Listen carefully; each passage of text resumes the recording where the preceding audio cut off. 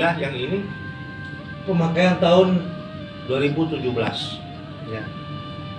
Kalau yang saya sebutkan tadi ini untuk pintu Ka'bah dua-duanya, kemudian ini ya, yang hitam ini itu asalnya dari, bukan asalnya, sebelum ke sini pasti asalnya semua dari Mekah ya.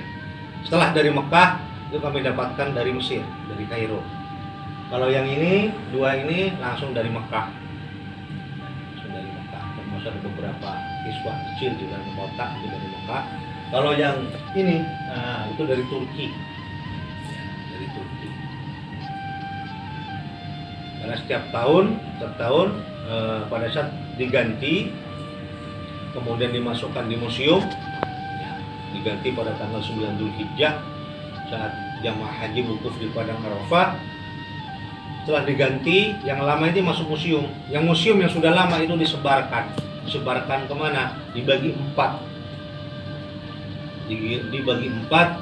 kemudian dibagikan kepada dzurriyyah Rasul terdekat di 4 negara. Arab Saudi sendiri, Mekah sendiri, ya Arab Saudi, Yaman, Turki, dan Mesir. 4 dzurriyyah Rasul terdekat. Tuh, kenapa kok bisa dari negara-negara ini? Karena setiap begitu yang dikeluarkan dari museum itu dibagi. Kecuali yang lafaz yang ini, yang muter ini, ya, yang besar ini biasanya langsung diambil alih oleh kerajaan. Kenapa diambil alih kerajaan? Sebagai cenderamata pada negara-negara yang mayoritas Muslim. Pada saat kunjungan ke negaraan itu yang dikasih kemana? Kayak presiden itu masuk Pak Jokowi, Pak SBY itu dapat selama begitu kunjungan ke Arab Saudi pasti dapat. Ini yang di luar Ka'bah, yang kelihatan di luar Ka'bah. Kemudian juga ada satu kiswah di sini khusus ini, yang di belakang ini dengan lafaz Allah. Kalau 2010, ini 2017. Kalau ini setiap kita ke Mekah, nggak akan pernah lihat. Kenapa? Karena tempatnya di dalam Ka'bah. Ada pasangannya sama besarnya, dapat Muhammad di sebelahnya, di tengah-tengahnya itu ada satu cuplikan dari ayat dari surat At-Taubah, maka dinamakan Babut Taubah. Itu. Kalau yang ini, alhamdulillah sudah agak lumayan usianya. Dibandingkan kita yang ada di sini, insyaallah begitu ya. Karena itu dipasangkan di Ka'bah, di dalam Ka'bah pada zaman Kesultanan Utsmani Turki yang berkuasa antara tahun 400 sampai 800 Hijriah. Kalau sekarang tahun 1422 Hijriah, tinggal kurangi 800. Insyaallah itulah usia. Karena ini memang sudah laku. Ini di garis ini sudah mulai laku. Sudah ada warning buat kami, mungkin tidak lama lagi kiswah tersebut tidak dipampang seperti itu kan tarik atas tarik bawah. Mungkin tidak lama lagi akan kami lipat begitu ada tabarukan dari pemerintah. Mudah-mudahan kami sediakan satu tempat lagi. Karena memang sudah laku mengingat usia. Ini bahannya sama, yang kuning emas, yang putih ini perak. Saya 2 kali menemui yang seperti ini. Yang pertama di sini. Yang kedua yang lebih lengkap itu di kediamannya Mas Sofi, Jakarta. Itu lengkap di Musola Mas Sofi seperti ini, besarnya batasnya di sana. Itu lengkap. Boleh dikatakan lengkap. Hanya ini yang tidak ada. Sofi Tombati. Ya, Tombati. Saya kemarin ke sana ke beliau dalam rangka tabarukan rambut Rasulullah. Nah, Mas Sofi lengkap. Lebih tua punya Mas Sofi. Jadi sama-sama pada zaman Kesultanan Utsmani, cuma lebih tua Mas Sofi. Kalau punya Mas Sofi ininya merah. Nah, ini kain ininya merah. Nah, kain ininya merah. Nah, kain itunya merah. Lengkap di Mas Sofi langsung. Ada lafaz Allah Muhammad dengan yang tengah yang Babut Taubah. Babut Taubah itu besarnya seperti ini. Nah, satu ruas ini, satu ruas. Nah, ini besar. Yang lebih ya 3 meter sekian. Lebarnya seperti ini.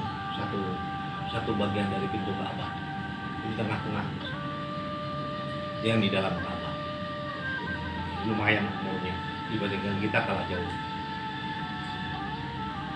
Kemudian dari Masjidil Haram juga, sebenarnya berkisah tentang Masjidil Haram juga, di sini ada tiga nih, ada 3 karpet nih. Ini insya Allah karpet yang pernah dipakai di Masjidil Haram. Ya. Kemudian ada satu karpet ini, merupakan karpet yang dipakai di Raudhah pada tahun 2018. Kalau ini namanya dari Turki. Ini dari Arab tapi mampir di Surabaya misalnya. Dari Surabaya. Saya baru tahu kalau di Surabaya itu ada kolektor benda-benda dari Masjidil Haram dan Madinah. Kecuali yang begini-begini beliau tidak punya. Nah, begini tidak punya. Kalau karpet beliau memang mendatangkan khusus. Ada kolektor di Surabaya. Sebelah masuk Sidoarjo, wilayah baru. Ini yang ngantar nih, orang Arab semua. Saya diminta untuk datang ke sana, mulai di sana barangkali ada yang cocok. Ini yang berkaitan dengan Masjidil Haram dan Ka'bah. Kemudian di sini ada juga, nah ini yang hijau dengan yang merah.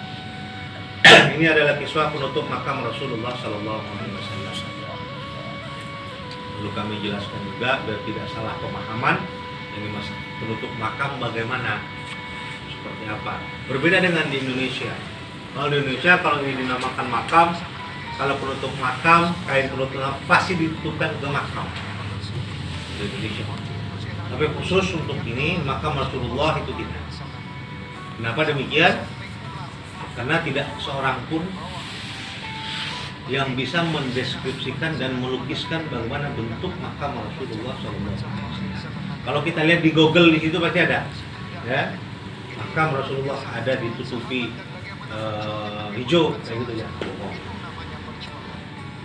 Tidak ada yang bisa mendeskripsikan. Karena orang paling bisa masuk, artinya petugas paling bisa masuk hanya pada sebatas yang kiswahnya lah. Jadi kalau kita ke Masjid Nabawi, begitu kita mau ke Raudhah, kita melihat ke kiri, ya kita baik muslimin maupun muslimat sama, kita melihat ke kiri, itu ada satu tembok besar yang tingginya kurang lebih 11 meter. Itu adalah tembok pelindung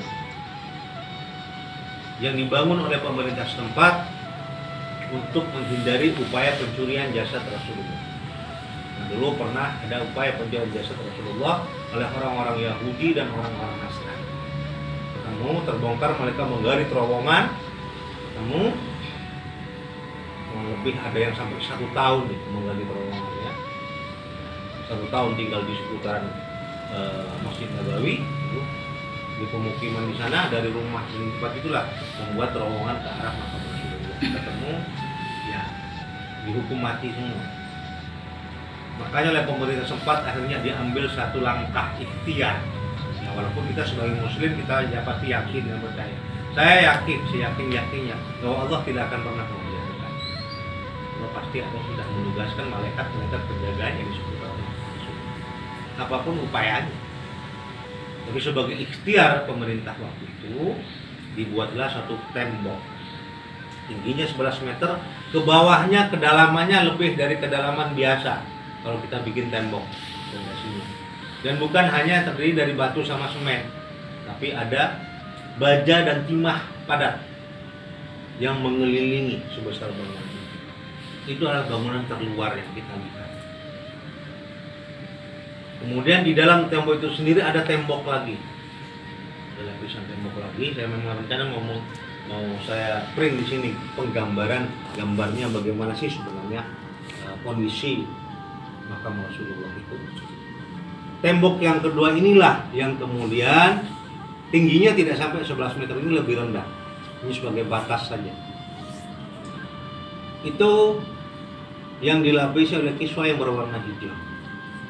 Sebanyak 7 lapis. Kebanyakan orang-orang yang diizinkan, biasanya kepala-kepala negara-negara Islam, pada saat-saat tertentu diizinkan untuk bisa masuk ke dalam, itu hanya sebatas tembok yang dilapisi oleh kiswah yang berwarna hijau, itu 7 lapis. Kalau keluarga kerajaan, insya Allah bisa tembus ke lebih dalam lagi, kan di dalamnya ada tembok lagi. Ada ruangan, ada tembok pertama, ada ruangan, ada tembok, ada ruangan, ada tembok. Ruangannya tidak lebar, cuma sebesar untuk orang berjalan juga. Lalu ini ada tembok lagi, nah yang tembok yang ketiga inilah yang dilapisi oleh kiswah yang berwarna merah, itu pun 7 lapis. Baru di dalam tembok ini lagi ada tembok yang insya Allah itulah rumah Rasulullah SAW. Di sini ada kubah. Tembok yang terakhir ada kubah. Ini ada kubah. Di dalam tembok yang terakhir inilah ada makam Rasulullah. Paling mentok orang masuk hanya sampai lapisan yang merah. Itu pun petugas yang diberi kehormatan untuk mengganti kiswah penutup makam. Kalau kiswah Ka'bah itu pergantiannya setahun sekali. Kalau karpet ini penggantiannya itu normatif. Setiap ada kelihatan yang rusak, ganti. Rusak, ganti. 1 tahun bisa 4-5 kali diganti. Karpet Masjidil Haram dan karpet Nabawi termasuk di situ karpet Raudhah. Nah ini yang 2018 ada di sini. Kemarin pernah ada di sini punya guru saya yang digelar di sini, itu yang dipakai di Raudhah di atas sebelum pemerintahan Raja Fahd bin Abdul Aziz. Warnanya agak kecoklat-coklatan, putih agak kecoklat-coklatan dan besar. Satu gulungnya itu lebarnya segini, ini 3, itu satu gulung. Sehingga untuk ngangkat aja butuh 2 orang. Nah ini 1 orang semua sanggup. Nah inilah kiasannya di mana sih posisinya kiswah penutup makam Rasulullah, sehingga kita tidak salah paham. Tidak nempel di makam tapi di luarnya makam. Untuk kiswah penutup makam Rasulullah ini tidak sama penggantiannya. Kemarin ada di Jakarta Ustaz siapa itu menyampaikan beliau punya Habib yang pakai sering pakai kacamata setiap acara itu, Habib Ali atau siapa, itu beliau punya satu ini, nah segini, ini ada 4 ruas, ada 6, 1, 2, 3, 4, 5, 6. Beliau punya itu ada 4 ruas segini panjangnya, nah segini. Beliau punya itu kiswah yang pernah dipakai selama 35 tahun. Jadi 35 tahun baru diganti. Ukurannya hampir sama dengan karpet. Begitu ada yang rusak pasti diganti. Rusak diganti. Kenapa kok awet? Ya karena memang tidak pernah tersentuh apa-apa. Tidak tersentuh apa-apa, apalagi tangan manusia. Begitu dipakaikan ya sudah. Tinggal keluar. Beda dengan kiswah Ka'bah. Kalau kiswah Ka'bah kan dipegang orang terus. Kecuali sekarang aja karena ada pembatas karena Covid. Jadi pupuk ngidol gitu.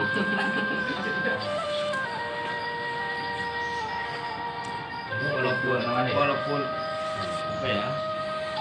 Walaupun sebetulnya keinginan ini tuh Pak Yai dan Pak, rencananya itu nanti kalau memang terbuka itu saya baru nikah di sana, tapi berhubung acara momen seperti ini kita buat nikmat lah di sini gitu loh. Jadi biar ketemu gitu loh sama niatnya gitu loh. Jadi kalau nanti nyampe Rahasia manggut. dalam kong pakai Ngereng. Apa tuh Pak?